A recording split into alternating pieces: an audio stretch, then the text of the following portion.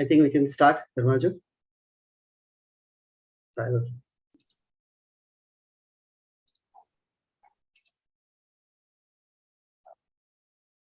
I'll start with the technical introduction to everyone.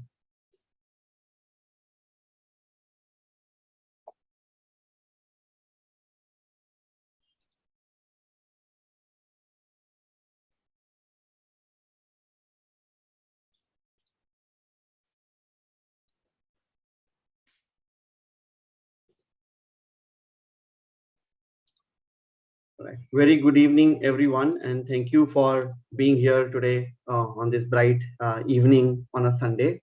And happy Parents' Day to each one of you who are the parents here. This event has been hosted to celebrate 24th July today as a Parents' Day, acknowledging parents' efforts and introducing some of our speaker, Aruna, and other three parent panel members as well, to discuss and share a lot of early childhood practices that have come up and that they have implemented and found effective in their scenarios. So myself is Kushal, and myself and one of my partners, Dharmaraju, we have been hosting this event today. Just a couple of technical hygiene checks I will share with everyone.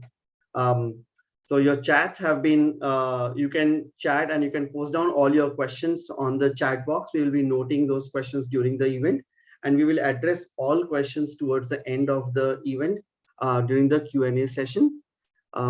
If there is any questions during the Q&A also, you may want to write down on the chat box, or if you want to would like to speak and share any questions, then you may raise your hand using the reaction button, and any one of us on the backend team will be able to unmute you, because right now all are muted to ensure uninterrupted over the next session over the next 90 minutes. So we'll get started, and you can either put down the questions on the chat box, or in case if you have a live YouTube live link as well, you can do that also towards the end or any time during the session on the YouTube chat box as well. We will be taking up questions from both the spaces together. So with that, I'll turn it over to Dharmaraju and we can get it rolling for the day. Yeah, thank you, Kushal. And good evening to all of you. Thank you for joining us all on Sunday evening to celebrate with us the Parents' Day.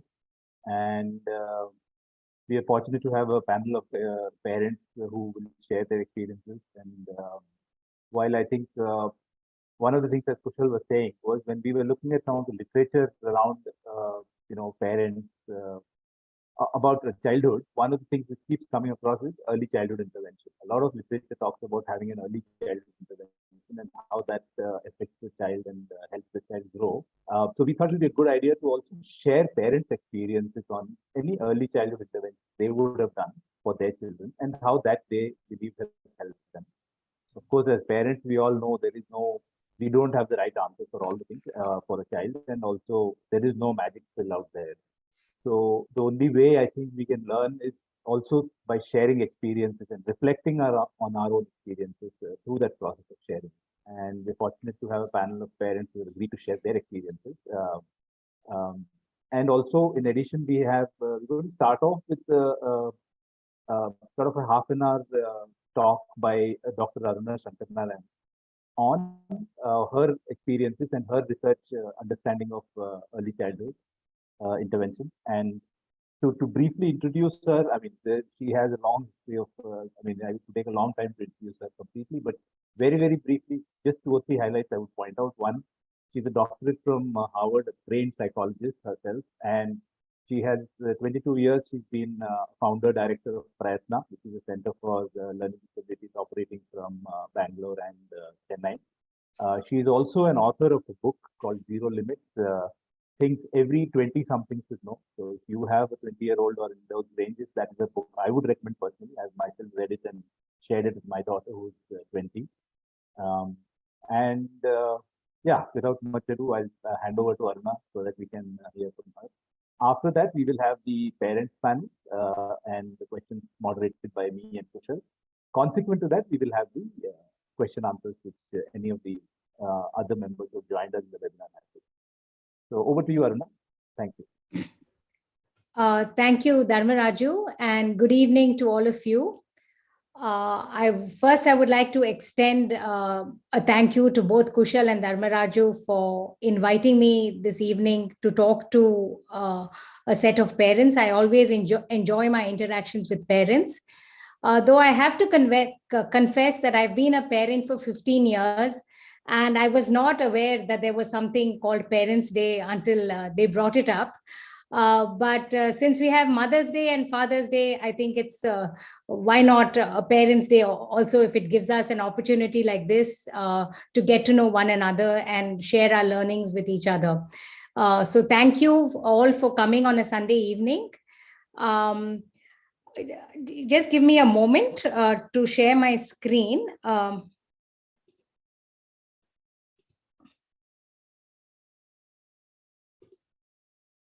Are my slides visible to everyone? Yeah. So yes, Dr. Yes. Yeah. Okay. So I'll go ahead.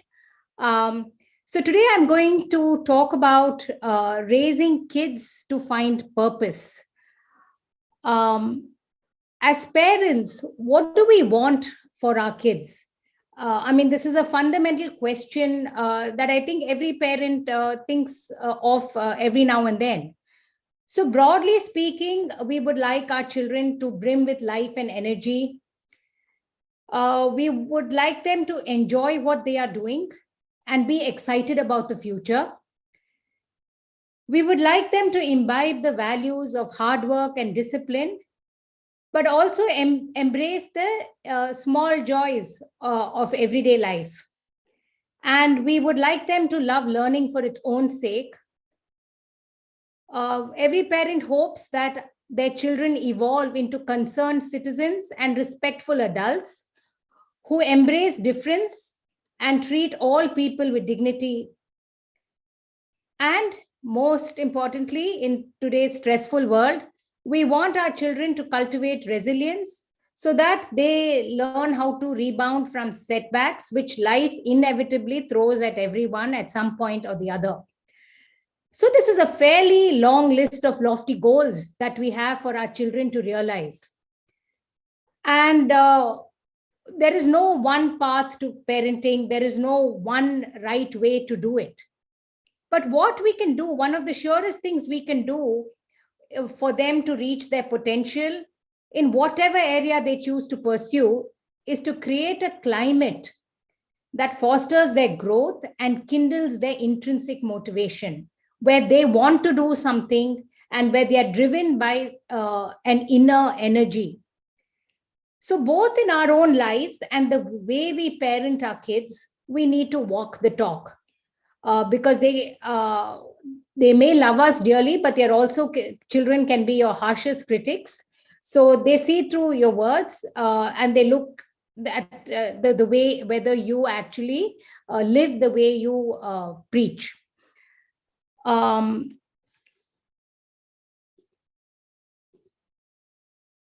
So psychologist William Damon asserts that well-being and life satisfaction depend on having a sense of purpose.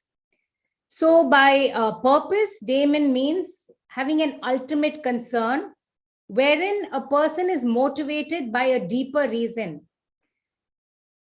You may wonder what this has got to do with early childhood and parenting practices, but just bear with me for a couple of minutes. So I hope I can make the link clearer for you. So a purpose has to be an end in itself. People who have a sense of purpose are generally happier and they are more resilient. They are able to bounce back from setbacks. And purpose can come in a variety of forms and guises. It can be something like wanting to eradicate malnutrition or raising a family or making entertaining movies. It could be anything. But what matters is that a person's competences and interests align with the chosen tasks and the narrative that the individual weaves around them. Okay, so the story that we create of ourselves, for ourselves. And it must be emphasized that significance can be derived from any activity or occupation, not only those that are necessarily well-paying or quote-unquote high-status professions as society regards them. So even a janitor can perceive his work as creating a hygienic and healthy environment. And in the COVID times, we saw how essential that is. A nanny can see herself as shaping a human being, and a courier person can see themselves as a harbinger of important tidings. There may be people who are actually really waiting for that letter or for that package to arrive. So ultimately, it is not the work, but the interpretation of the work that endows it with purpose. And it can be highly individual and highly personal. So it involves what Damon says, both inner examination and outer exploration. Inner examination is questioning yourself, seeing what your attitudes, interests, talents are. And outer exploration is what are the opportunities out there, not just in terms of what pays well or what people may approve of. And so periodically, we all have to re-examine our sense of purpose, because purpose can also change with time and experience. But how do we convert or translate purpose into action? So here, this is where goals come into place. So for example, if you want to alleviate poverty, or you want to work for equal rights of all genders at the workplace, what do? You have a larger purpose, but that larger purpose doesn't tell you what to do. You need to chalk out sub-goals or break down that larger task into smaller subtasks.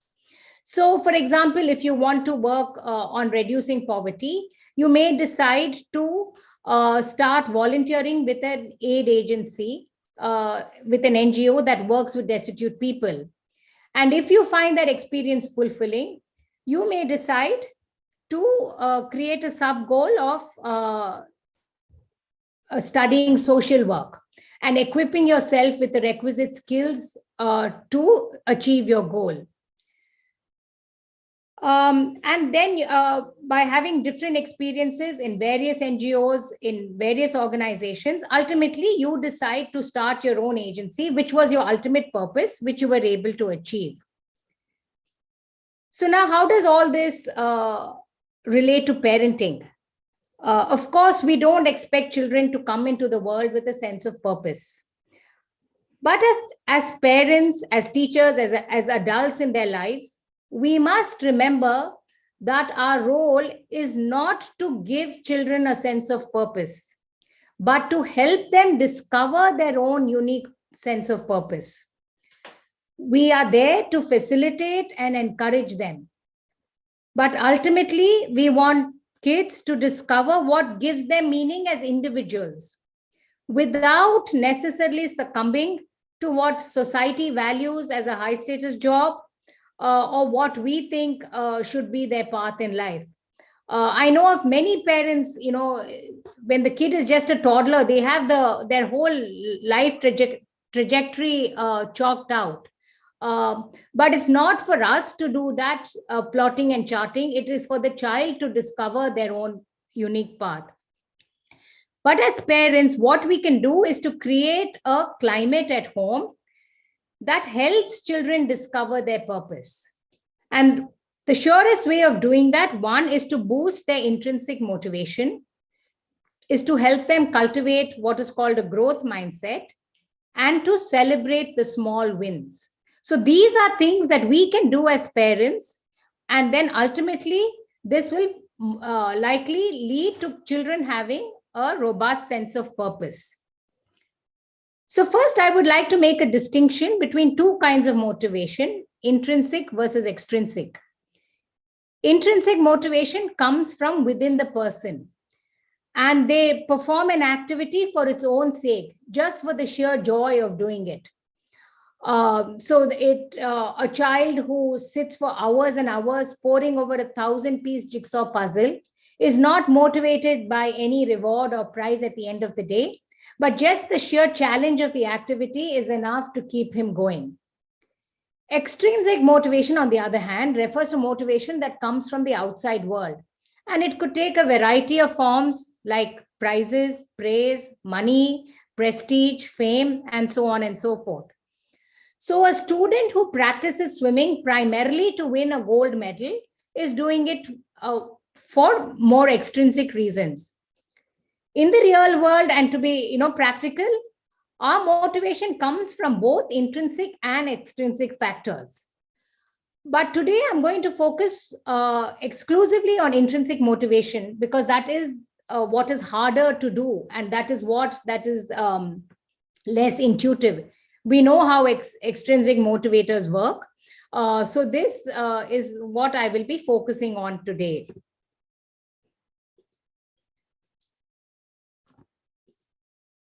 Yeah, so Edward Dacey is a psychologist who has researched intrinsic motivation for a number of decades. He has spent his life studying this phenomenon, and he compares being motivated to eating a balanced diet.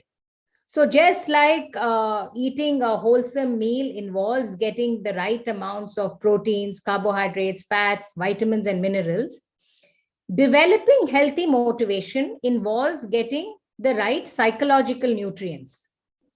And the three nutrients, according to Dacey, are affiliation, agency, and autonomy. And I will explain all the three in a moment. So the first psychological nutrient is affiliation. So in the context of a family, it refers to a child feeling connected, to the child feeling that he or she belongs to the family, and they need to feel they are part and parcel of the family, that the family is incomplete somehow without them.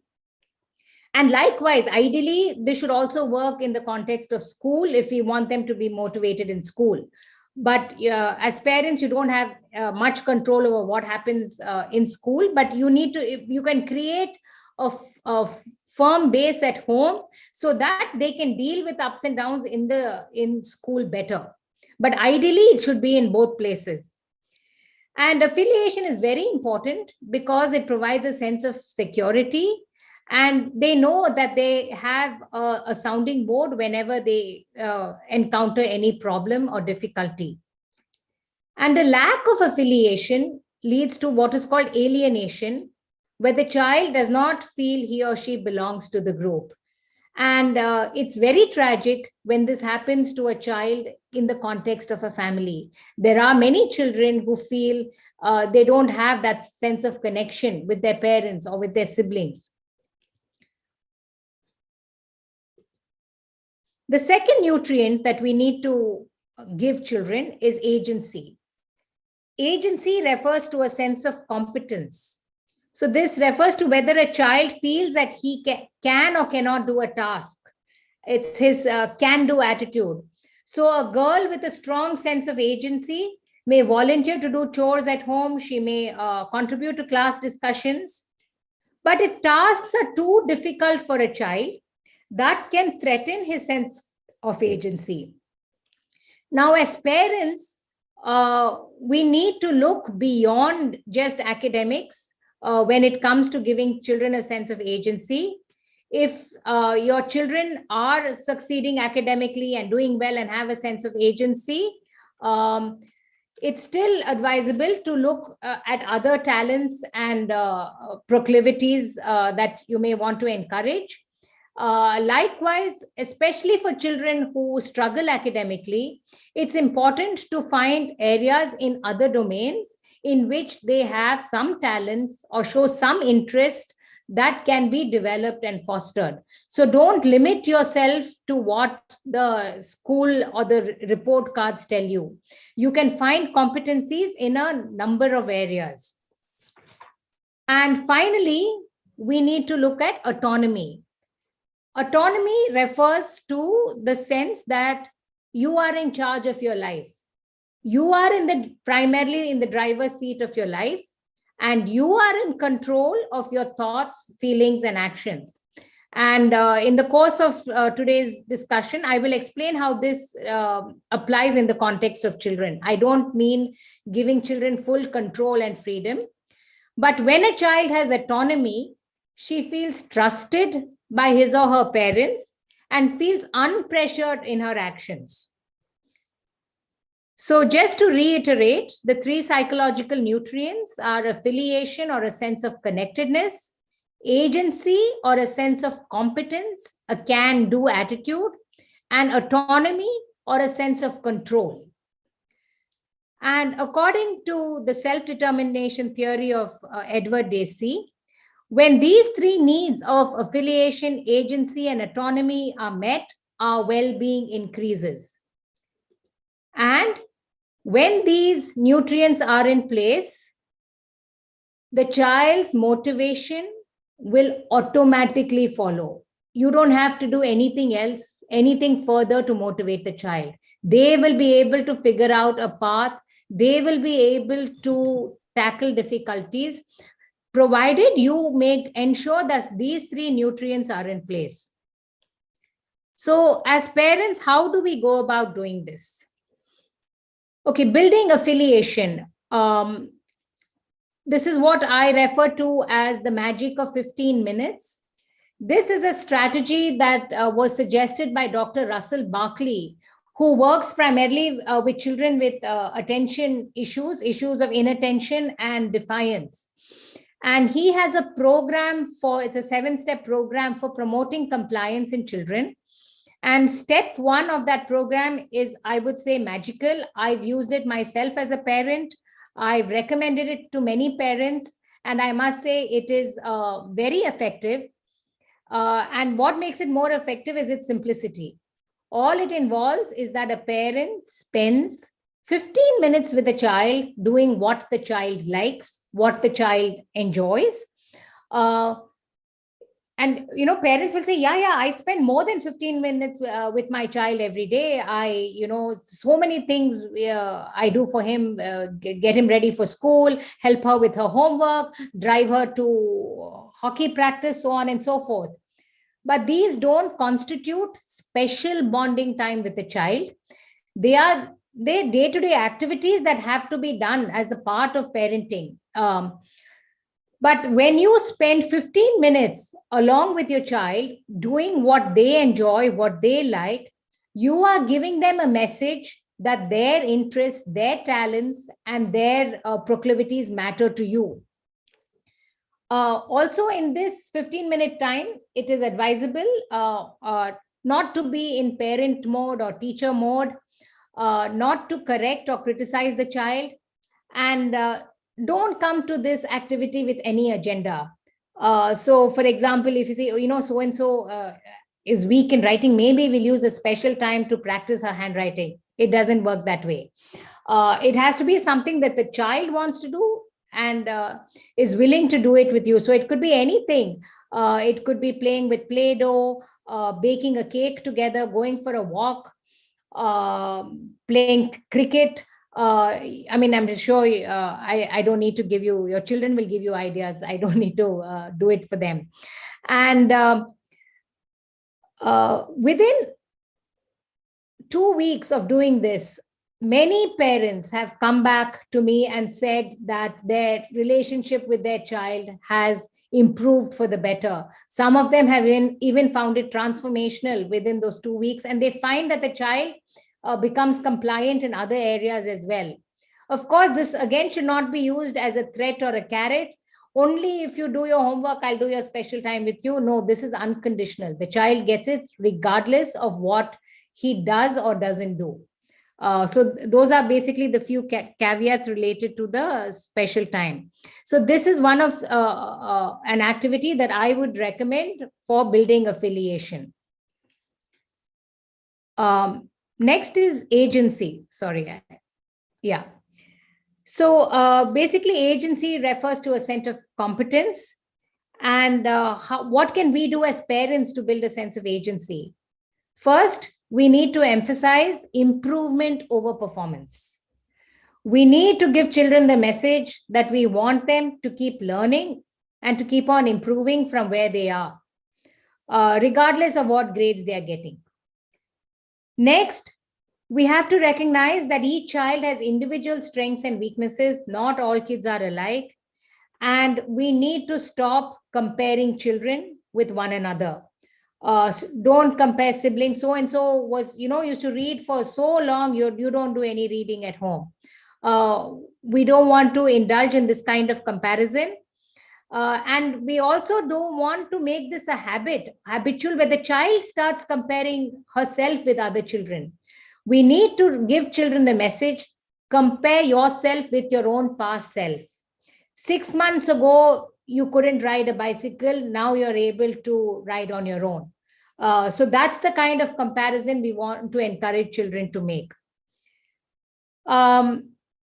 Further, we need to praise children for the effort that they are putting in. And we need to acknowledge the micro steps of progress. I'll be expanding on that a little later. So now if you look at these 4 statements, I'll just give you a minute to quickly read them.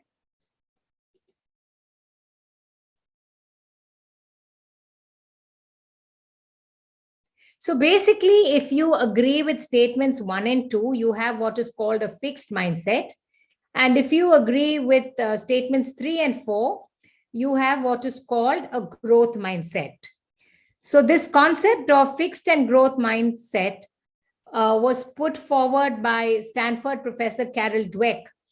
And she has found that essentially those with a fixed mindset believe that our qualities, be their personality traits, our intelligence, our talents, are more or less fixed at birth and are determined by our genetic inheritance.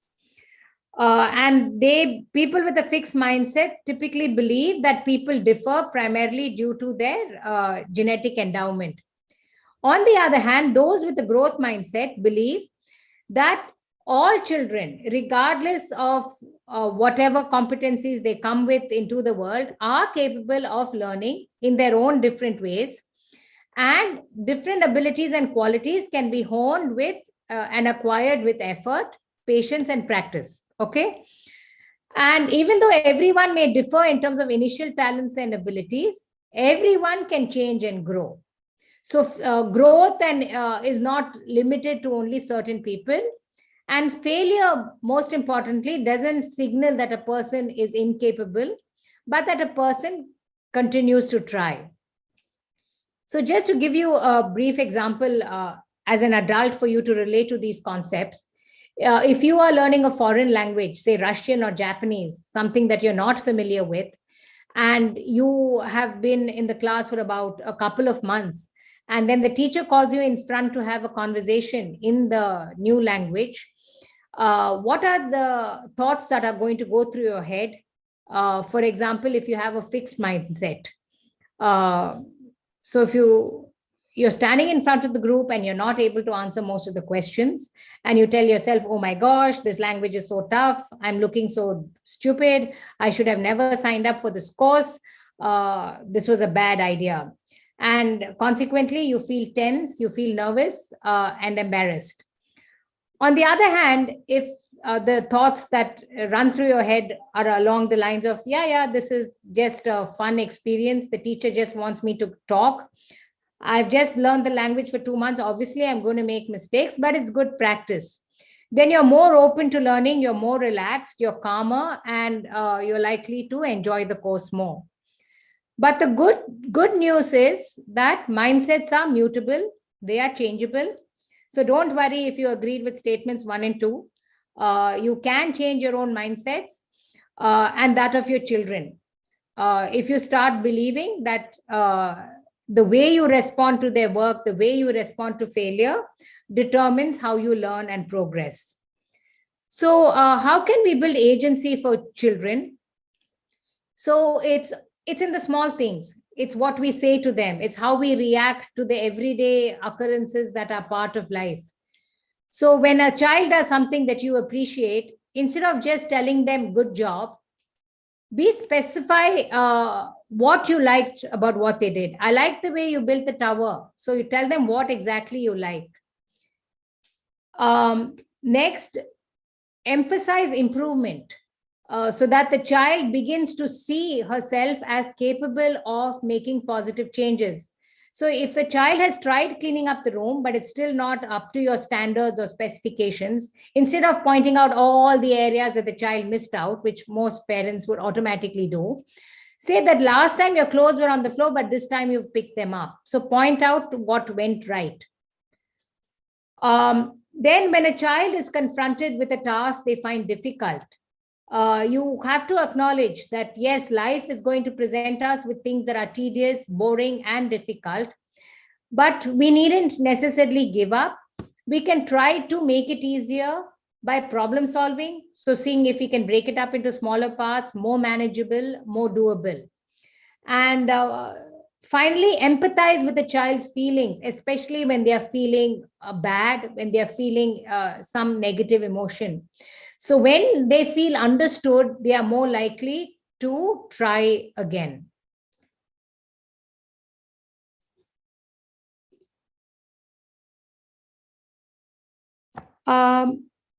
Furthermore, we need to look beyond traditional metrics of progress. Especially, I mean, for example, a child may not show, maths marks may not improve for a term or even for a whole year. But we need to look beyond the maths marks and just laud the child for attempting more sums on the test. Another kid cannot tie her shoelaces, but she's at least making an attempt to tie the first knot. That fact should be celebrated. A child fails to hit the ball in tennis most of the time, but his grip of the racket is improving. You need to acknowledge that. A child may be struggling to speak in coherent sentences, but the very fact that he is trying to string 4 or more words together to form a broken sentence, that should be acknowledged. So don't just rely on conventional indices of progress or success. You need to look at the small micro steps, the baby steps of progress that children make. And this is especially relevant in the context of children with special needs, whose progress may not be as dramatic or as fast as typically developing children. But in certain areas, they can also make dramatic gains, provided we have persistence and patience and continue to encourage them. So finally, the third ingredient that Desi recommends for intrinsic motivation is autonomy. So imagine a time in your life when you were controlled by someone. It could be when you were younger, when you were controlled by a parent or a teacher, or even in your present day life. Even as adults, we are controlled by a spouse, by a boss, by a relative, a friend. And most of us would say that we don't like being controlled. We feel imprisoned in some way, and it tends to build resentment. When we do that because they are expecting us to do it, but we didn't really want to do it on our own, we are brimming with a lot of negative emotions. So control is something that we want in our lives, and likewise for our children.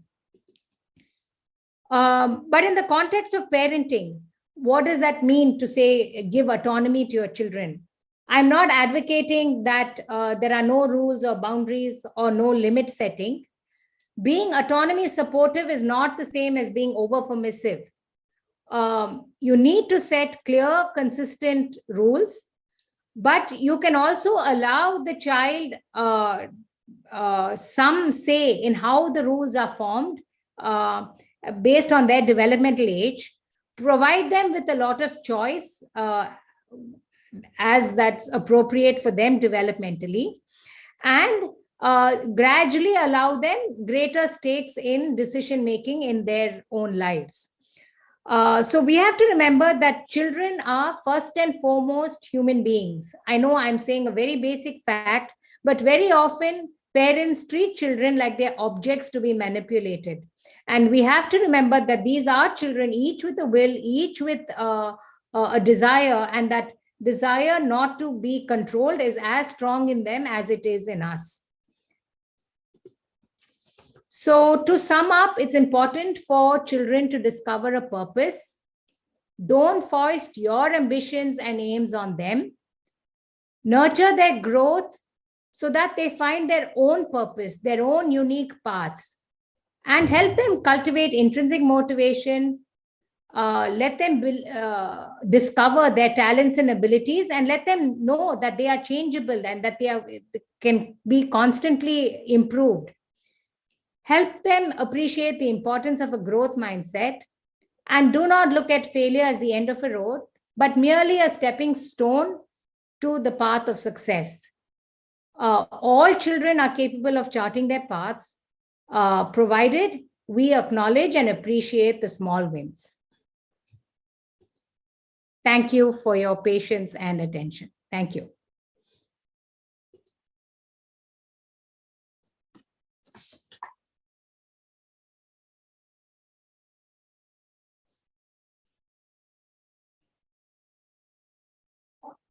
Thank you, Dr. Aruna, for that. Yeah, it is like a quick master lesson on the way we should look at certain aspects of the child and their growth trajectories. I guess as a parent, I guess there are always these concerns around also how we need to do some of these things. And I think you've given us a few clues which would be helpful for us, and also a lot of references which probably will also be worth exploring. Kushal, do you want to take up the next section?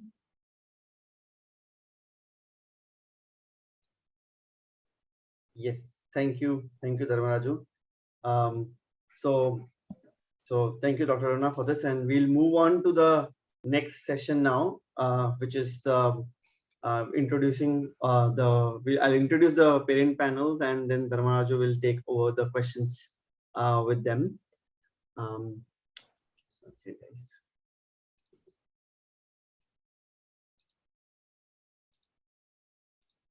Okay, so I'll introduce our first panel, Mr. Aarti.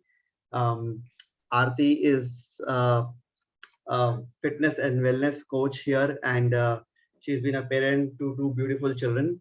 She has an amazing journey around early parenting with her son as well. And something that I very closely remember Aarti about, how she always talks about, and has instilled in my mind at least, the phrase around how magic begins at home. And that's something that we do see it when we work very often with children in the school as well. Another member is Mamta, who is here.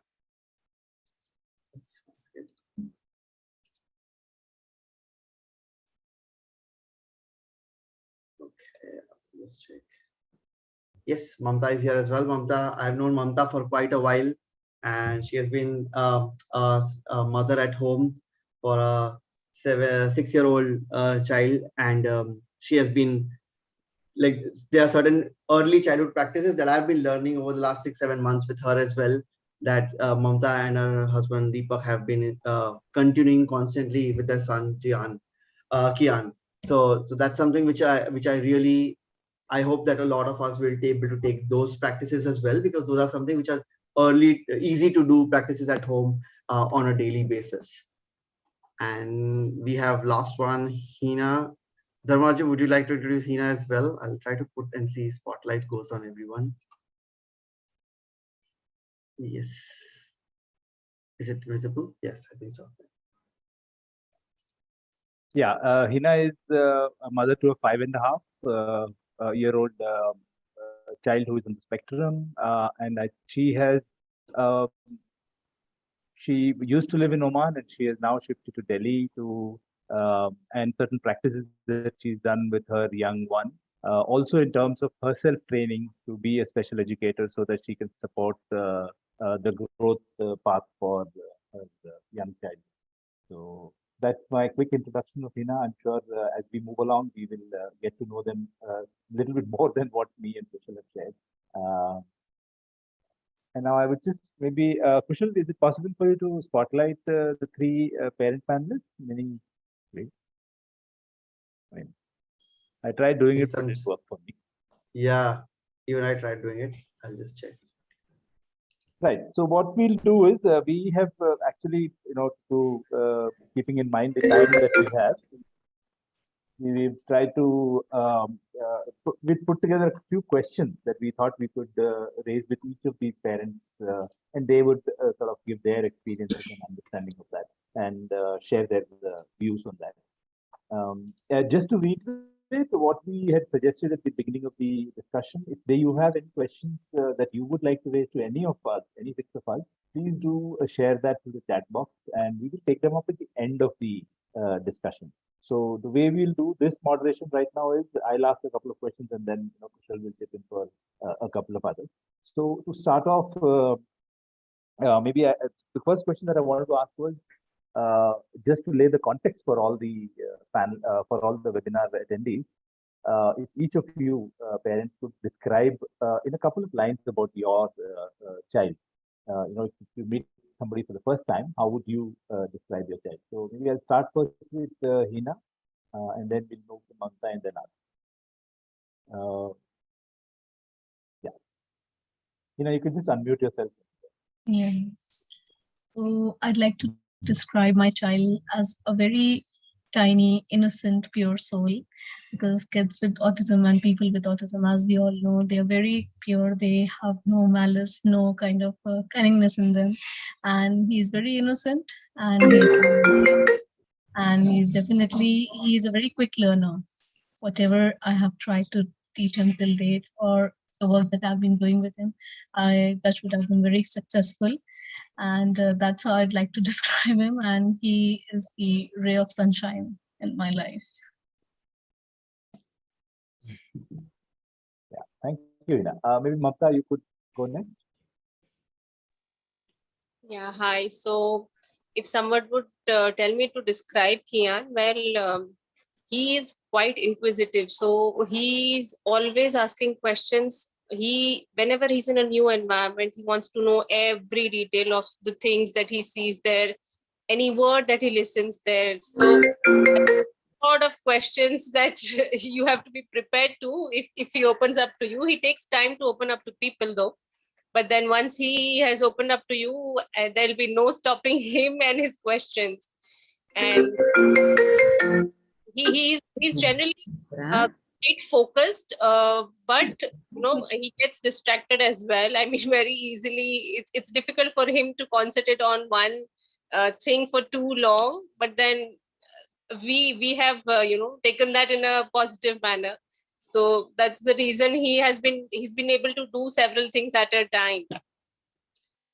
And yeah, so I mean he was the main reason I quit my career and focus on him. So I mean, I will always say all the good things about him, but that's how Kian is.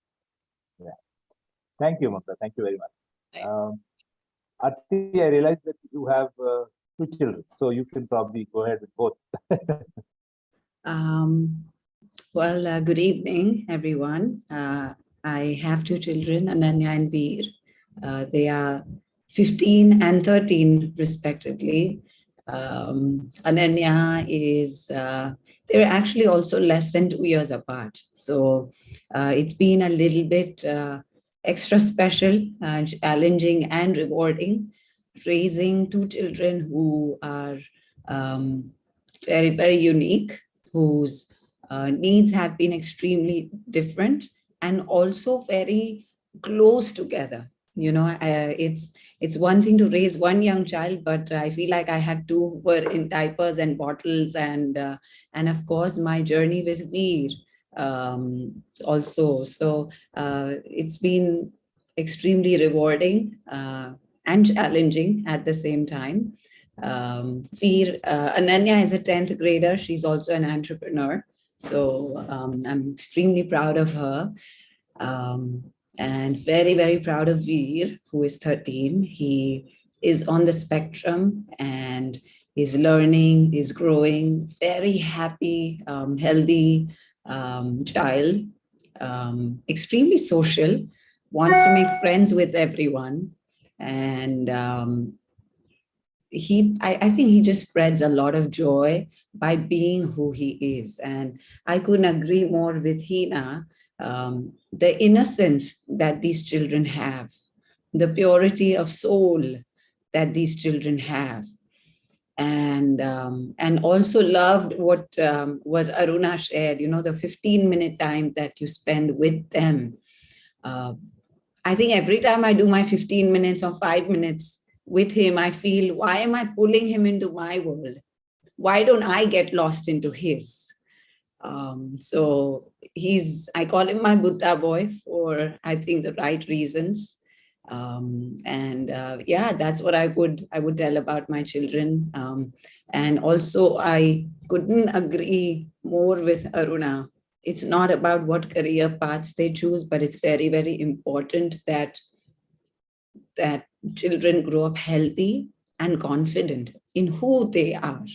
And that's really what I also keep telling myself every single day with them. So yeah, very proud and happy mom. Thank you very much for that. Maybe the next question, probably I'll look across to you. The same question for all the panelists here. When you look back at, I mean, especially in your case, Aarti, maybe you'll have to look a few more years than others. When you look back at your earliest memories of, say, V, what are the challenges that you as a parent were facing that you think about? Across the spectrum. When your child is on the spectrum, I think the earlier challenges were his life skills, his speech, eye contact.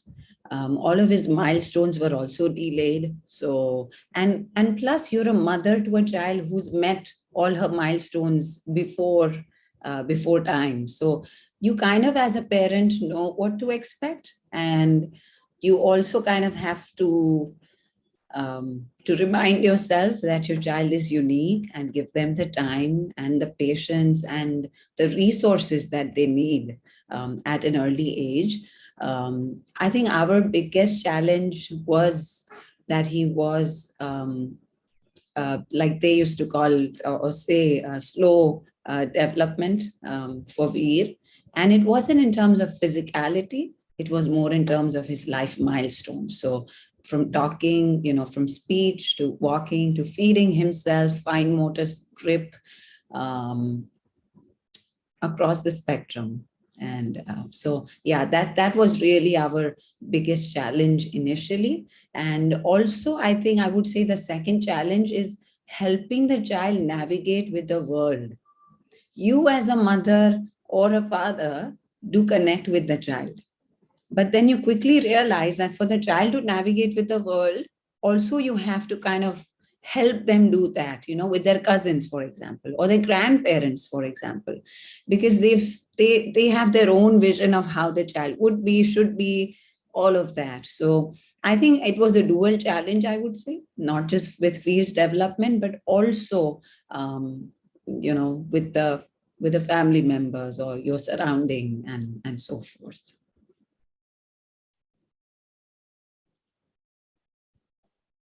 Thank you, Aarti. Mamta, you would want to go on? Yeah, so Kian, like we say, the milestone. So Kian was quite late at speaking.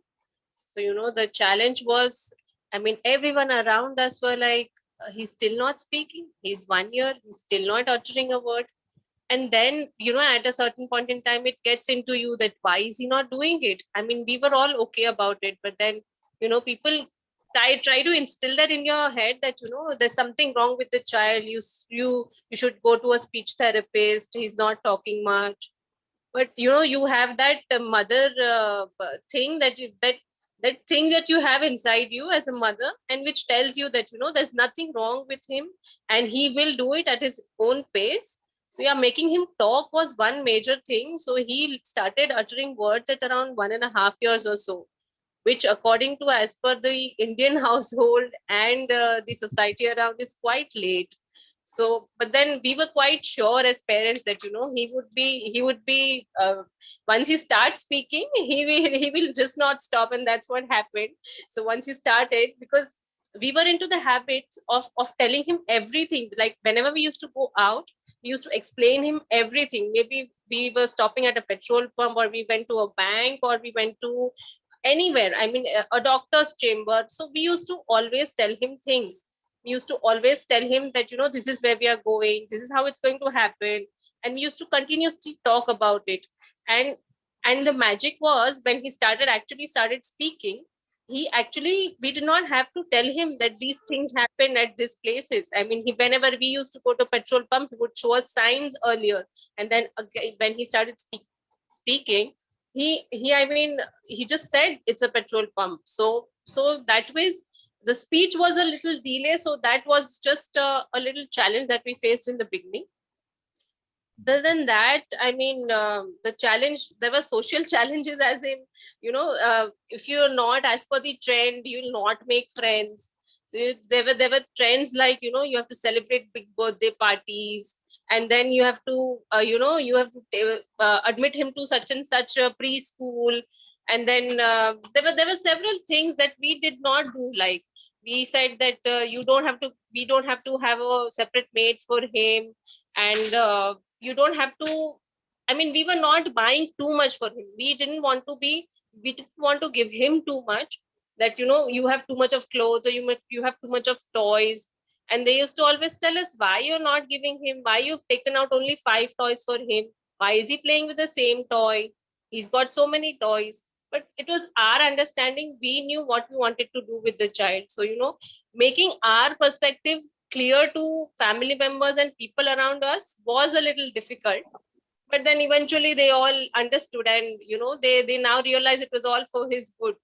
I mean, he knows he's been wearing handed out things like we used to get toys and clothes from my brother's son, from my sister's son, and he finds all of that very normal now.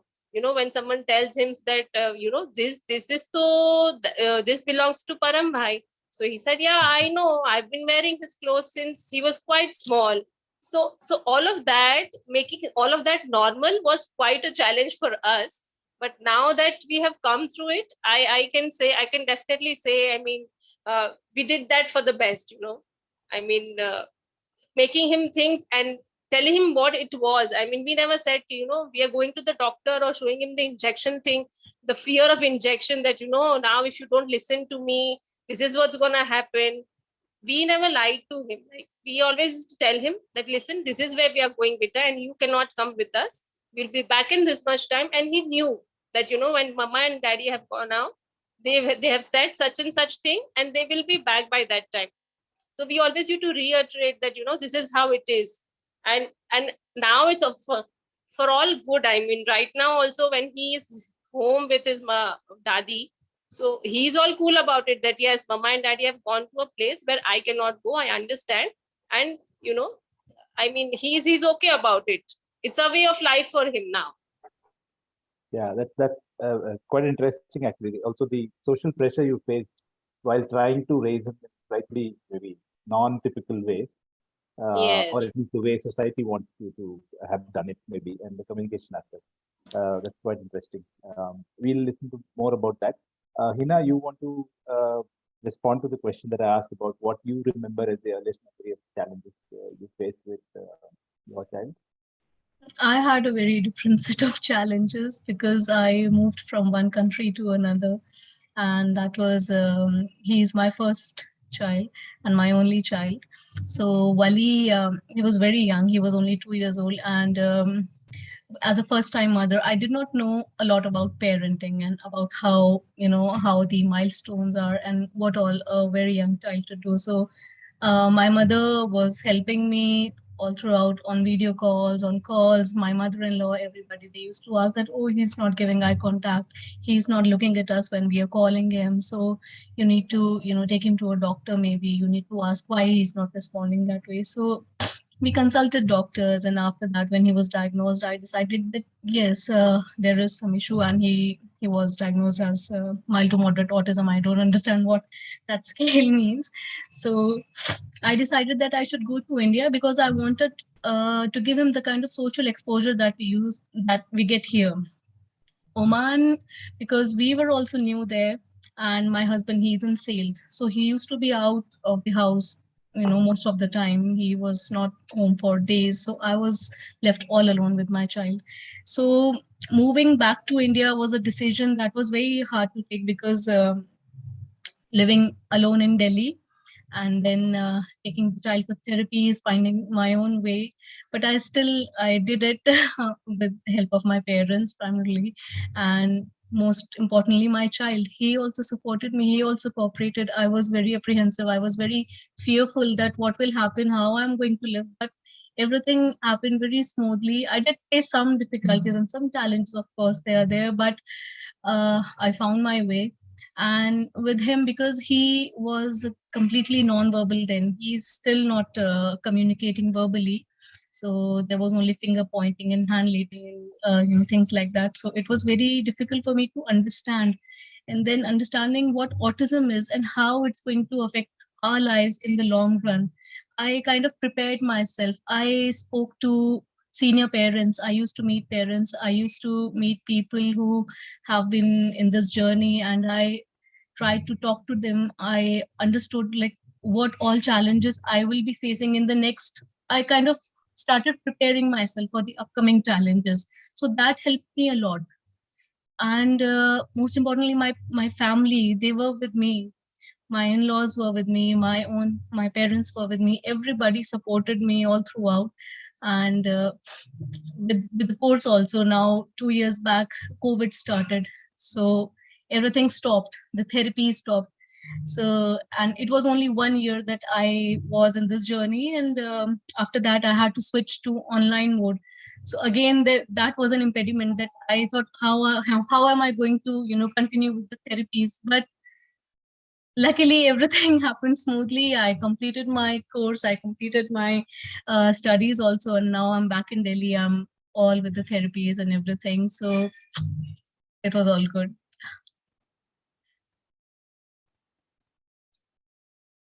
Super. Thank you so much, Aarti, Hina, and Mamta, for sharing those challenges. And we have learned constantly from parents at an early childhood level, the different kind of milestones that children have to meet, and then children should meet at some time. The kind of societal pressure that's there on the parent from the expectation and the lens with which they are looked upon are often very pivotal for parents' understanding as well. And that puts a lot of pressure on parents to navigate those challenges at the early stage. Given the fact that the kind of different challenges in the different spaces and different contexts that you all have shared just now, what are those one or two or three max early practices that you adopted with your respective child, given the challenges or the context that that you have faced? And how do you think this has helped the child and you particularly to navigate through those challenges? So any one or two or three early practices that you adopted in that aspect, in that direction? Anyone can feel free to start. I'll go ahead and answer that, Kushal. In terms of strategies, especially once you come to a place where you've accepted, again, that is a journey on its own too, as a parent.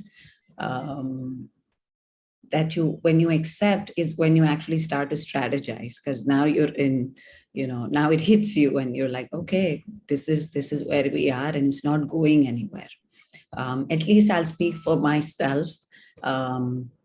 Unlike Mamta, it took me a while to accept. And I couldn't understand what was happening. I didn't understand what is autism.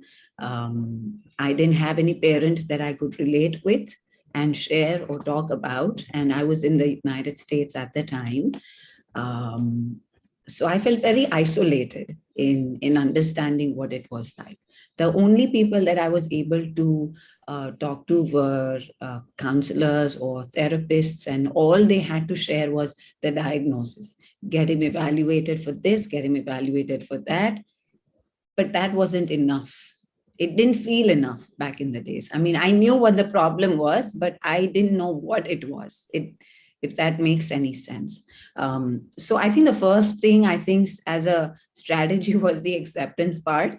That was a huge game changer. The second thing was Veer was non-verbal in his early age, and a visual calendar helped me tremendously.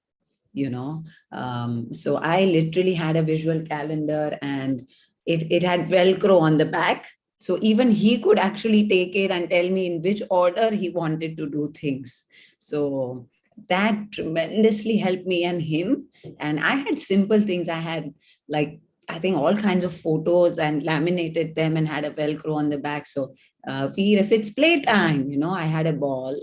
And what else did I have? I had crayons and I had a books, just things that I could think of. And we started out there, and he could tell me in the order. Sometimes he would only pick one, sometimes he picked two, but that became our way. And also he had a sibling in the house that I needed to help understand Veer, and very close together. So she wanted to play with him and make him a part of things. And so I would say a visual calendar tremendously helps.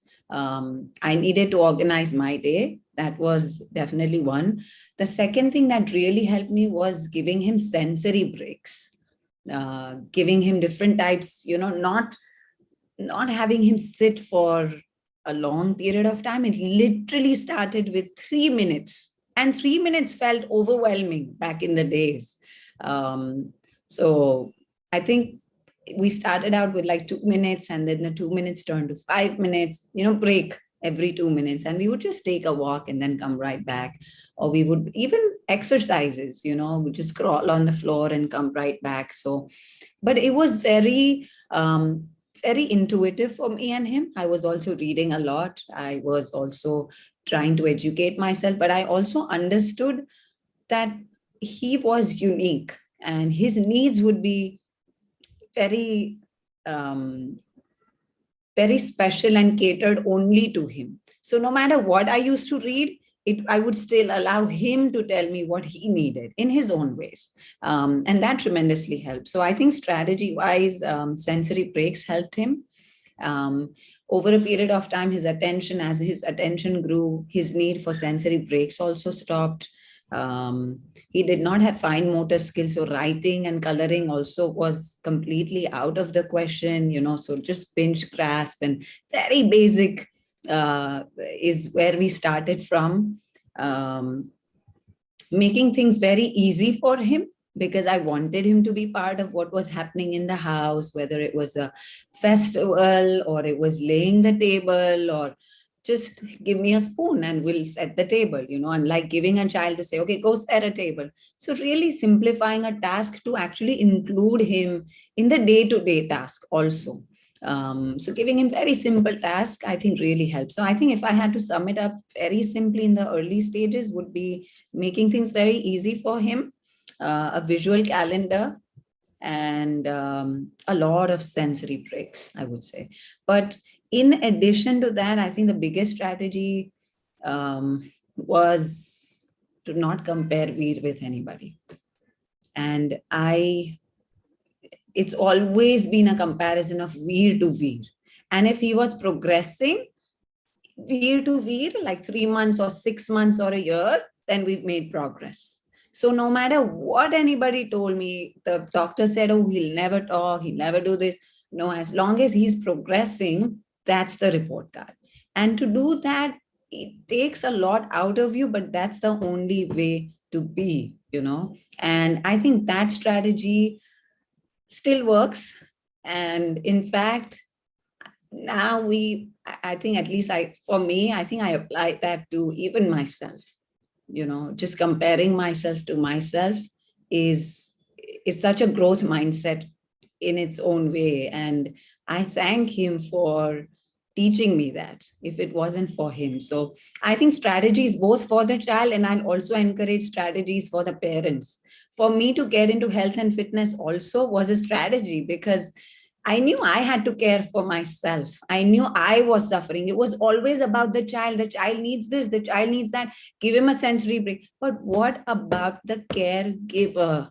It can be so exhausting so isolating for the parent. So I would say when it comes to strategy, yeah, I would say it was dual. It was for myself also. Of course, it came in 5-minute, 10-minute breaks. I remember playing hide and seek with Ananya and Veer and actually hiding in the closet until I finished my cup of tea and then come out. So, but it was a self-help. I was in the US. I didn't have my parents to turn to until we moved back, of course. So I would encourage parents to strategize for the child. And if you are a mother or a father, please strategize for your own sanity and health as well. So I think, and then you can go back and give to the child as well. So I think, yeah, I think both ways helped. Okay. Thank you so much, Aarti, for that insight as well. Really, really appreciate it. Mamta, would you like to go next? Yeah, I loved what you said, Aarti, that we have to strategize something for ourselves as well. You know, it's really important now that Kian is 6 years and he's kind of an independent child now. So now what I think is, now I think about myself that yes, now what? I mean, I have not been looking at my growth, my anything through this 6 years, but now it's the time. I mean, if I don't do it now, I will not be able to do it. So for our own sanity, it's very, very important. I totally agree with you, Aarti. So these challenges that we faced while Kian was growing up were like more of social rather than anything else, you know. I mean, inside the house, we were all good. I mean, my mother-in-law and everyone was really supportive. And, you know, whatever different practices we used to do with Kian, she was always in doubt, but then she never used to stop us from doing it, you know. So and we also used to make her understand things that, you know, this is how, what is the science behind what we are trying to do. So if we are saying him that yes, we are going out to the bank for some work, and we are not telling him that we are going to a doctor for something, so I'm not giving him that notion in his head that doctor visit is bad. I'm not giving this thing in his head that, you know, if you go to the doctor, he might harm you. You know, it works in dual ways. If I tell him that, you know, that okay, fine, so doctor visits, he'll get that notion in his head that, you know, the doctor visits are not good. Mama and daddy are going there, they'll be in pain and all of that. So we always had this transparency with Kian, so that helped us a lot. Like talking things, that's the basic, and that's a simplest thing any parent can do, you know. I mean, talking it out with your kids is the basic, and it works like magic, I tell you. You just have to keep reiterating things. You just have to keep repeating things, and that's how they learn. That's how they understand. So yeah, one thing was that. The other thing were like we were always used to say that we at times we used to refuse to go to, you know, big birthday parties, or I mean, I mean, we as parents, we don't like the whole idea of this child being the center of the attention, and so I mean, it's very, very, very subjective. So according to us, we had very mindful outings. You know, we have never taken Kian out on to a mall or an indoor play area. So our weekend outings were like bookstores or maybe parks where he can, you know, play with his age appropriate friends. Then we would call over his friends to our house. The birthdays would be very, very, you know, very close knit with relatives, and very how we used to celebrate in our times, like, you know, at homemade food and all of that. So we always wanted to give him that uh, that notion in his head that yes, you are a part of, yes, you are special, no doubt, but then you are not extra special. We are not going to do something extra in a way to please you or something of that sort, you know. So that talking and, you know, mindful eating, outing, being mindful with your child in speaking, so all of that really helped us. And besides that, if I can think of something, should be, yeah, the main thing was he learned a lot through the course. So when we used to ask him to do chores in the house, so these chores were like one major issue of this thing, you can say discussion in the family, that, you know, he's been asked to wash his pair of clothes. Why such a small child will do it?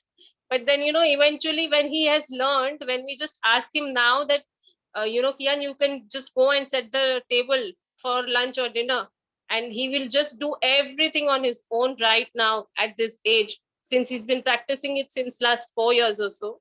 So that is a reward, and now everybody sees that and says, wow, he's able to do that on his own. That's really great. So yeah, these few practices, these are very basic ones that all the parents can follow at home, maybe at all their own pace and at their own child's comfort. But I think these three things would really make a remarkable difference in any child's growing up and development milestones. Yeah.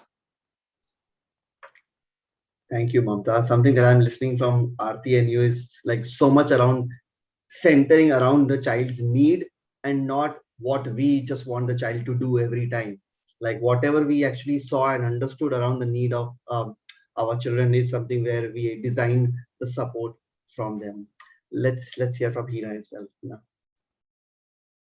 Hina. So something that I've been practicing with Wali, my son, is during last 2 years of COVID, I learned that I have to take goals, like short-term goals and long-term goals. Like just for an example, I remember, I just want to share it here. When he turned 5-year-old, his birthday is on 26th of December. So he has very poor oral motor skills.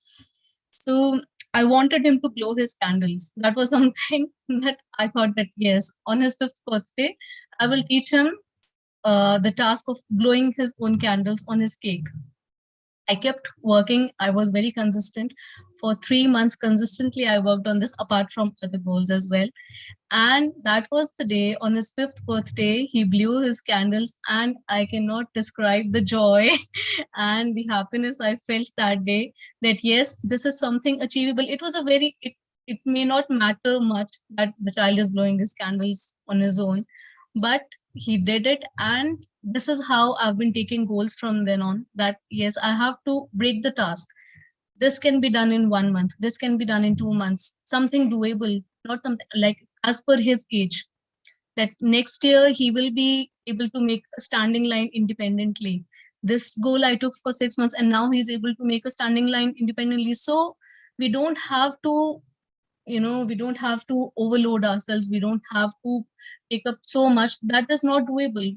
Take small goals, take things that yes, you can achieve in so and so time frame, and work on that. And you have to be very consistent. I have been working consistently, so this is why I've been seeing results. And as a special needs parents, I will say that yes, children who are neurotypical and who are neurodiverse, they are very different, but they are still children. You have to understand that you don't have to see the child only through the autism lens, or that yes, my child is on the spectrum. Yes, he is on the spectrum, but he is a child. You have to let him enjoy. You have to let him play. You have to play with him. You don't have to always keep working with him that yes, 24/7, the minute this, the child wakes up till the time the child sleeps, that no, I have to do this. I have to do this. Give them their break time. Give them their time of their own. They deserve it and they need it.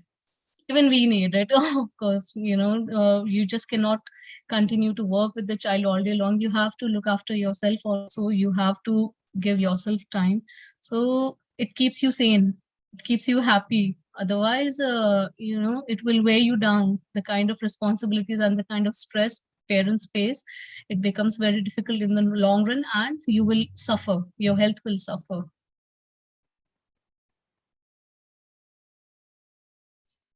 Thank you, Hina, for sharing that as well. And I think breaking down task is such a huge thing when there are just so many things to achieve. It seems like we want to do everything right away, but that art of and the science of understanding how to break down those tasks to see one step at a time as well. Yes, and also the picture exchange cards. Like if the child is not verbal, my child, he was not verbal. I toilet trained him with the help of all these visual strategies, and the pics, they worked wonderfully. Aarti must know, like I had them placed all over the house. So because he was home for 1 year, we were not going anywhere because of COVID. So I utilized that time that yes, this is the time I can use to toilet train him, and he became independent in his toilet training, and that was also something that made me very happy. Thank you. Thank you. So given the kind of practices that you all three have adopted with the children at home, internally and outside, what now, something that we hear from parents, like couple of things around, हमें तो नहीं पता है कैसे करना, like some of their self-limiting beliefs which come out as well when parents try to work with their children early on, and often parents send them outside for support. But again, coming to that same phrase that clicks on my mind every time, like how do we design for the magic to begin at home, right? And how do parents overcome their self-limiting belief, either internally from themselves that's coming, or something that's a societal pressure that's coming on them as well? So how do parents overcome, how to face that? How do they face it? Anyone who wants to take first? Kushal, would you mind repeating that question for me, please? Yeah. So the question is, how do parents face their self-limiting belief around what can be done by themselves, and that's whatever they need to do, they can do it at home? Like, how do they work on that? I think it's all about conscious parenting. I really believe. And as far as self-limiting, I think fear is my biggest one. Again, speaking for myself, anxiety, as a parent to a child who is very unique, will he be able to, or how is he going to, or what is his future going to look like, or am I a good parent? There's also bouts of guilt as a mother that I have personally experienced, and I'm sure many of you may agree with that, where you, to even take time out for yourself is attached with a lot of guilt. It's like, oh my God, if I go do this, how will this happen? And things like that. So I think the self-limiting beliefs for the parent themselves, I guess, to overcome, the only way I have personally learned to overcome is, one, to ask for help. And my husband, of course, gets the biggest brunt of it. He's a dad, and he's amazing. In fact, I asked him some of the questions too, and it's to have people around who are very positive is very important, especially when you have your own anxieties to deal with.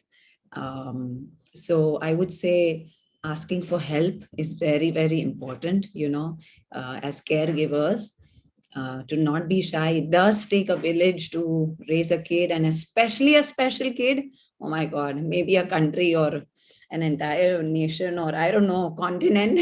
So I think asking for help, to not be shy, to also see as ourselves just as human beings, really helps me overcome. And it's taken me a long time to come to that acceptance. My mother sets a very high benchmark as a mom, and all of us want to live up to our parents also. And sometimes we do, but we don't see that for ourselves. So I think that's been my biggest self-limiting belief.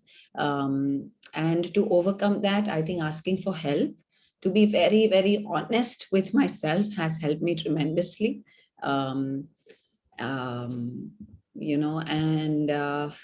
I guess gratitude has tremendously helped me in overcoming my personal self-limiting beliefs in raising Veer and Ananya. To be thankful. And again, my children taught me this very, very, when they were much younger, and I remember this, I actually will never forget this, is I was full of anxiety and just laying in between the two of them. And I don't know, I just felt, how do they sense what I'm thinking, is what I asked myself. Do they for a second know how anxious I am? Although I may have a smile on my face, but inside I'm this nervous wreck and just not okay. Am I transmitting this to them?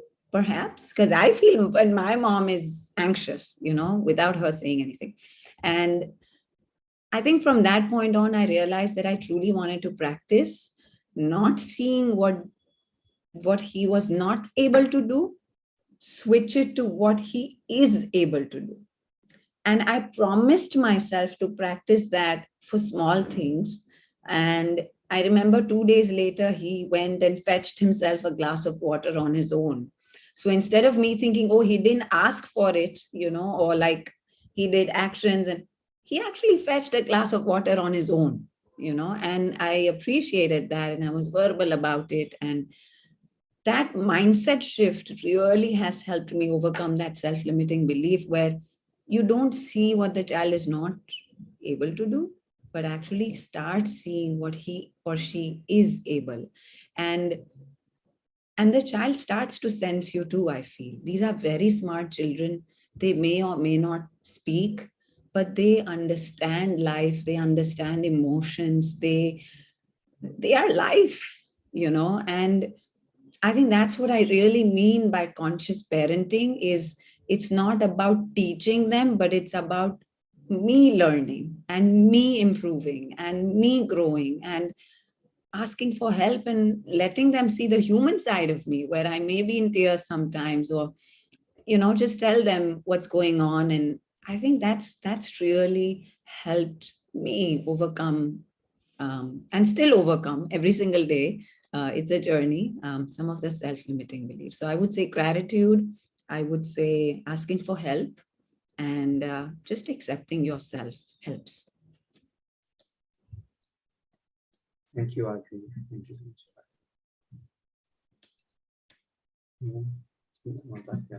Yeah. So I believe you have to have a very solid partner to, go on this journey of parenting. I mean, if both of you are, if you are not on the same page, then I'm really, I can just imagine how things would turn out to be. I mean, I was really lucky to have Deepak by my side so that, we were always on the same page. Maybe I was the one instilling the ideas of parenting into his head, and he was always very supportive of me. He understood the science behind it, and he was of the same opinion as me once things were explained to him. And that's how we used to, whenever in doubt, we used to speak to each other. I mean, is this what you're doing? This is what you were doing, and this is what the outcome is. Do you think this is right? I mean, having a solid partner is so important. And second thing is some time for yourself. I mean, maybe a meditation time, or maybe I mean, taking out time for yourself. Maybe that's half an hour of you watching something on the television or doing something that I like, has helped me regulate my these emotions of overwhelm. I mean, at times I used to feel really overwhelmed of things that I used to do, always focusing on ye aise hona chahiye, this should be done this way. And then when you take that break of half an hour, 45 minutes, you feel that you are a much better person now, much sorted in your head. And yeah, so taking regular breaks and having a really solid partner who's on the same page as you is really important in getting that belief back into you that what you're doing is right, and you are an expert for your child. I mean, who better than you are the parent to the child, you've given birth to them, and you are the expert, in and out of your child. So that's how these things have always kept me going. And I think I mean, this is how it will continue. Maybe I'll keep adding things to it, but then these will be the three basic things that will always stay with me whenever I'm in self-doubt, or it becomes intimidating for me at times. Thank you, Hamza. There's so much to learn, like in terms of the journey that's being covered constantly and the companions we have. Hina, over to you. I think fear of judgment. I said goodbye to it long back. How people are going to look at me, what people think about me, and what will they think of me if I'll do something. That is something I stopped thinking long back. I know what I have to do. I know how I have to do it, and I know what will be the outcome of it. So if I have set my mind to something that yes, I have to do it, I will not fear anyone, and I will not let anybody hold me back or tell me, no, you're doing it wrong. This is how it should be done. I will maybe listen to them. I will learn from their experience, but I know how I'm going to do it. So that is one thing that I'm not going to judge anyone, and I will not, think, I will not pay attention to anybody saying anything negative about me, because I know my thing.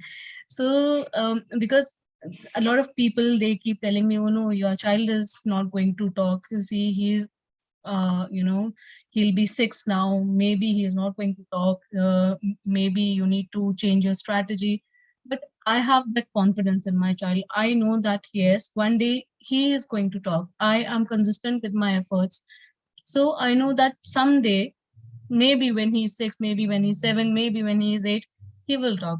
And if he doesn't talk, I have to give him ways, I have to give him alternatives, AAC, maybe PEX.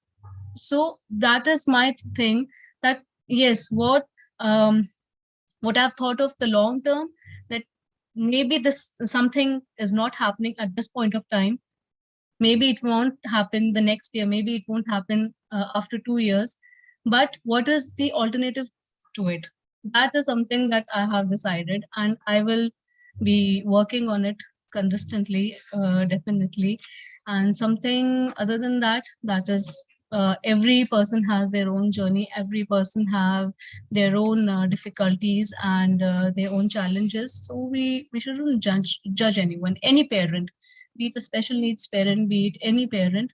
We are nobody to judge them. Let them do their own parenting. Let them learn from their mistakes. Let them do their mistakes. So that is something that I've started believing in, Kushal. Thank you so much, Hina. I think all the three commonalities that from all three of your experiences, normalizing everything around us. The more we are putting pressure on things, like we aren't able to experience the same. We are not able to live it the way it is, and getting ourselves into the fear of it a lot more. So normalizing every kind of thing, whether it is around fear, whether it is around asking for help, as well, whether it is around taking a break from certain things at certain point in time. Thank you so much. Over to you, Dharmaju. Yeah, so I just realized that we are almost hitting the last part of it. And actually, the question that I wanted to ask is almost been answered, which was basically, in addition to what has been already said, are there any two pieces of advice or one piece of advice that you would give to a parent, a young parent who is probably, at a stage of their life when their child is just 1 or 2 years old? And what is the advice that you would give to that parent, neurotypical or neurodiverse, whatever? Yeah. That was the question. I know there are so many inputs that all of you have given, right? From communication to self-care to, the importance of communication comes across, right? In terms of needing to do that, even in the case of Mamta, where the fact that you spoke to the child even when necessarily they are not responding in the way one would expect, to the fact that visual communication and so on. And I'm almost seeing all the things that to a large extent what Dr. Aruna has shared in her theory part. I can see a lot of glimpses of that in your practices already. So I think you definitely, all of you are in the right path in that sense. And of course, we still have to learn a lot more as the children grow. But is there any sort of parting piece of advice that you would give to a parent before we move on to the question? If there are any? Mr. Dharmaraju, I think my advice would be, it's okay to make mistakes. Okay, like, you learn from your mistakes, and it's okay to get tired. You shouldn't take up so much on yourselves that you completely shut down. No, you have to take breaks. As parents, we are so stressed about how we are going to raise our kids, about how the kids will turn out to be, that we forget that yes, we are also human beings, and we deserve some happiness, and we deserve some fun. We are also growing old. So that is something that is my advice to a lot of parents, that take breaks, do mistakes, learn from them, and don't stop. Yeah, very, very sensible piece of advice. As a parent of an older child, I can say that. I think I couldn't agree more with Hina. In addition, I would say if I had to advise my younger self, I think I would say that every child is unique, and to never forget that, whether you have one or two or more, that whether they are neurotypical, diverse, not, that every single child is unique. Their journey is going to be different, is going to be unique.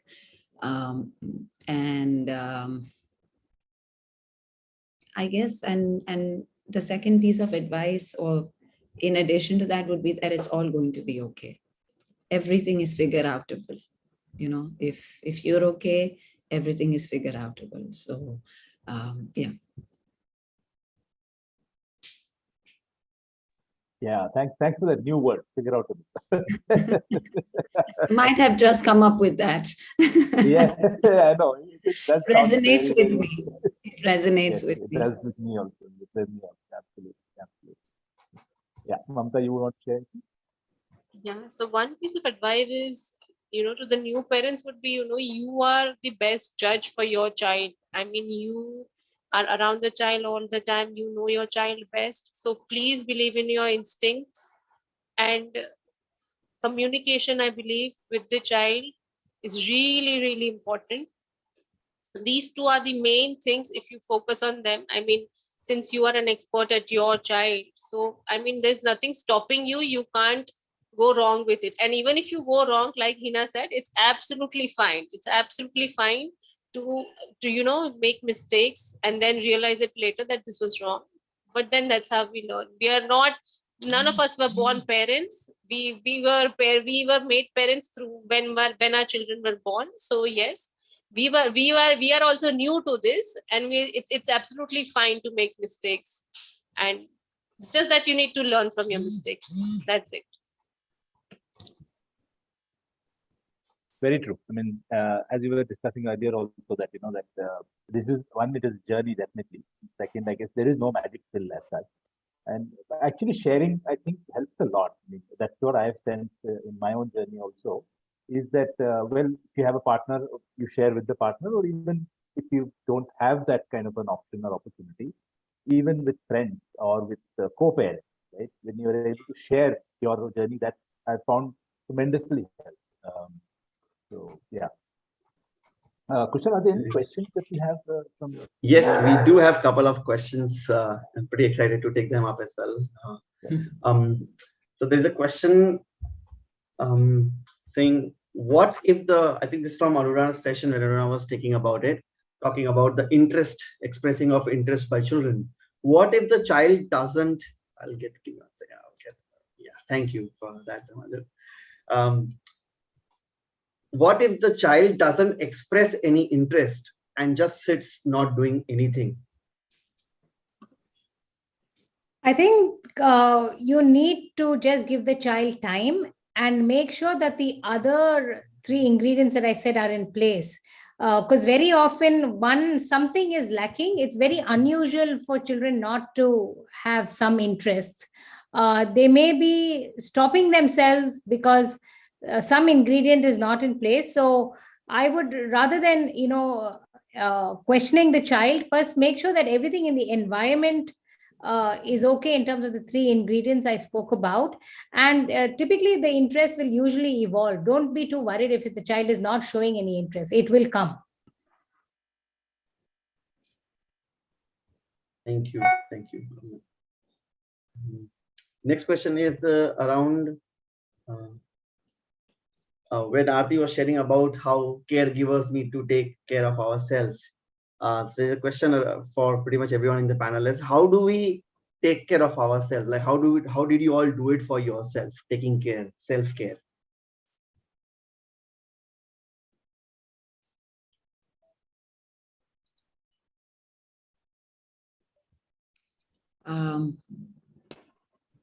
I think self-care, Kushal, to be very honest, I think comes and looks different every single day. Sometimes it may be just sitting in a corner and not saying a word for a few minutes and just breathing deep. Sometimes it comes in form of journaling and writing your blessings down. Sometimes self-care comes in forms of hugs and smiles, and self-care, in my opinion, is not bound to a particular activity or time or hour of the day. It is your mindset. It is like sensory breaks, it can be 2 minutes, make the 2 minutes to 5 and 5 to 10, and whatever your day is like. Sometimes it's a longer shower, sometimes it's a cup of tea, sometimes it's a discussion and being on a panel like this one. So I would say self-care really looks different as long as you choose self-care and as long as you are committing to take care of yourself with the intention so you can go out and take care of your loved ones. Not self-care as just caring for yourself and self-loathing, but actually every self-care act with the intention that because I have to show up and I want to show up as my best self, I need this. That also helps you a little bit, pick the right things and get you in the zone. And yeah, so it looks really, sometimes it's an hour of workout. So yeah, whatever suits you and rocks your boat that day. And sometimes it's a long vacation on the beach. But choose to do it with the right intention in whatever capacity you can, I would say.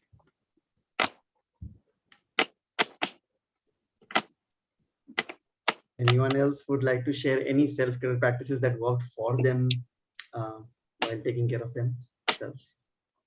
Anything that makes you happy, that is self-care. It can be, like Aarti said, it can be a 5-minute break. It can be sleeping an hour, longer today, or just waking up before everybody else and enjoying your cup of coffee in peace. That can be self-care. Going for a movie alone, going out for lunch with friends, watching a movie, listening to some music while you're cooking your favorite dish.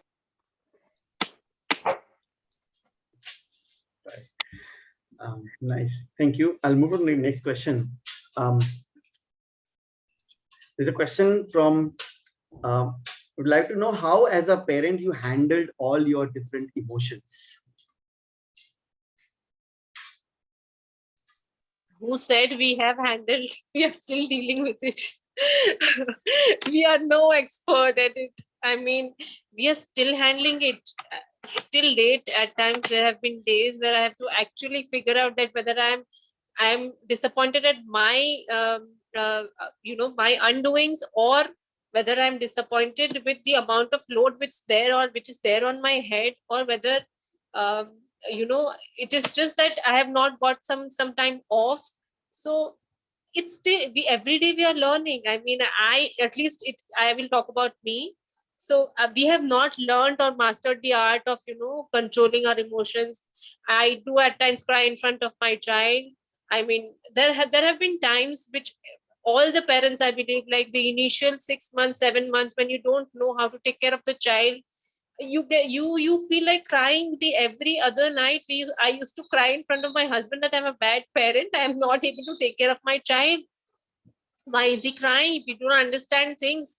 So things like that will always make you question that what you're doing, and that self-doubt will always come. But then regulation is just letting it out, just letting someone know how you're feeling will, I think, regulate the emotions to a certain extent and help you overcome that. I mean, sharing it with someone would help you immensely, I believe. Kushal, can I just add to that? Yeah. I just want to make a distinction between, because people have a misperception around this. Handling your emotions should not be seen as suppressing your emotions, because it's okay to cry in front of your child. It's okay for your child to cry. We all are human. Ultimately, what makes us human are our emotions. And we all experience the full panoply of emotions, both positive and negative, and that's how it should be. And that's how it should be for our children as well. So we don't necessarily have to hide or suppress our emotions. Rather, we need to be able to regulate them so that we express them in ways that are appropriate and that are mindful of our own physical and mental health and of those around us.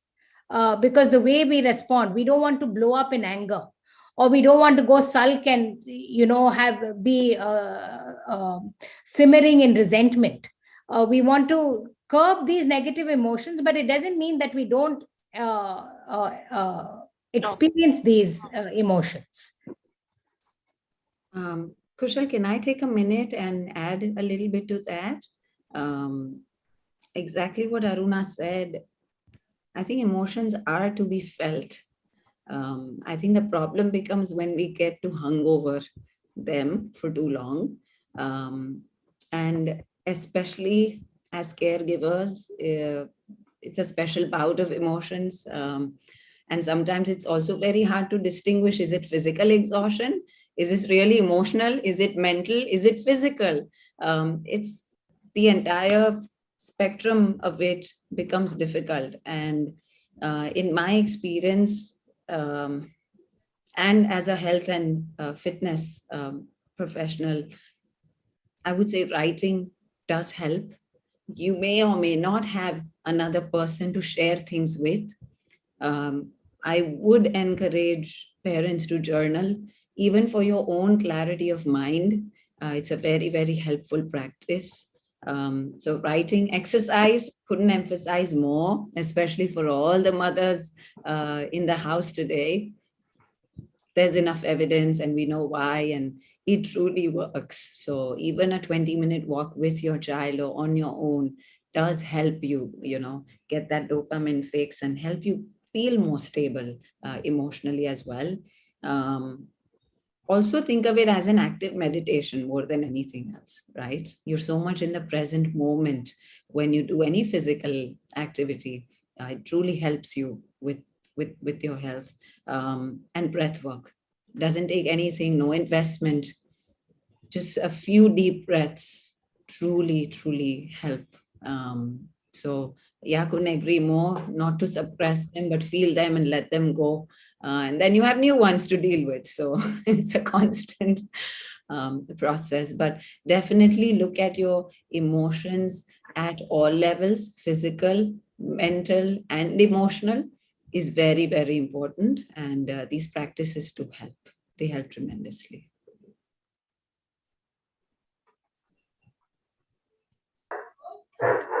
Thank you, Aarti, Aruna, for taking that up as well. Like No, lot of. Sorry, yes, Hina, please. Yes. Yeah, I think emotions are what makes us humans. And it's very important to accept our emotions and to be able to have a channel. Emotional outbursts, they are very common, and as parents, because you are dealing with humans, little humans who have emotions and who are not able to understand their own emotions, and especially children who are non-verbal, they have a lot of emotional outbursts, and because they are not able to express themselves what they are feeling, they become so hyperactive. Sometimes they might even be they may start hurting you, they may start hitting you. So at that time it becomes very, very difficult. How you have to just keep your child safe at that time and just give them a hug, a long hug. It will help. And then work on yourself, that what is causing my child to feel a certain way. Work on that. And as for your own selves, acknowledge your emotions. Acknowledge that if you're sad, you're tired, you're anxious, you are depressed, acknowledge them and have a safe and a trustworthy channel to vent out your emotions. Speak to people who you feel comfortable with. Talk about yourselves. I think that helps a lot.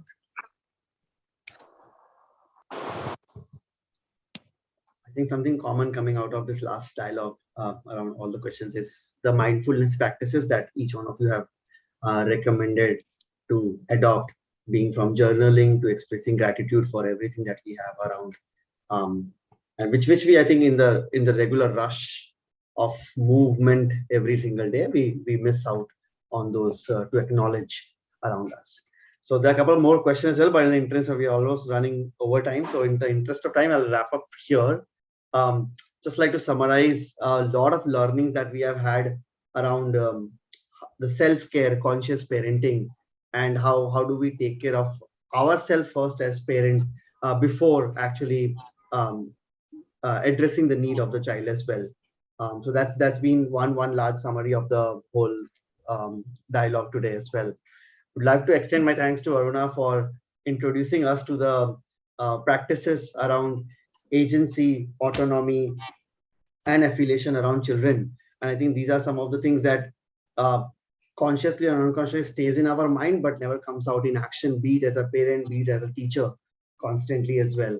And Aarti, Hina, and Mamta for so graciously coming and sharing. And that's also one part of being vulnerable around sharing certain things on such a platform as well, which also says that how I hope we can meet the children also one day very soon to see they would be able to take such practices out and share how they grew up so beautifully under your guidance and leadership at home particularly. So I'd like to thank each one of you for being here and all the participants here. I'm sure there was a different things for different people which would have clicked and which people would have taken for themselves as well to understand and resonated with certain things. Dharmaju, anything you want to say? No. I mean, a big thank you to all the participants also, and the panelists, especially the parents, because as you said, they made them vulnerable and also shared. I mean, I think there's just so much learning there.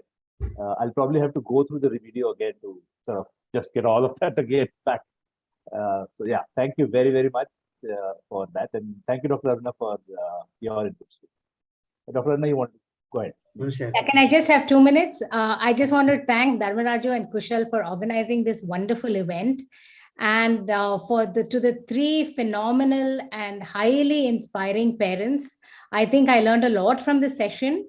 You provided a lot of strategies and tips, and your just day-to-day, the struggles, which I mean, I think all parents can relate to a lot of what you said, but the way you beautifully articulated it, I think it really brings home the messages that we're trying to get across. So thank you so much for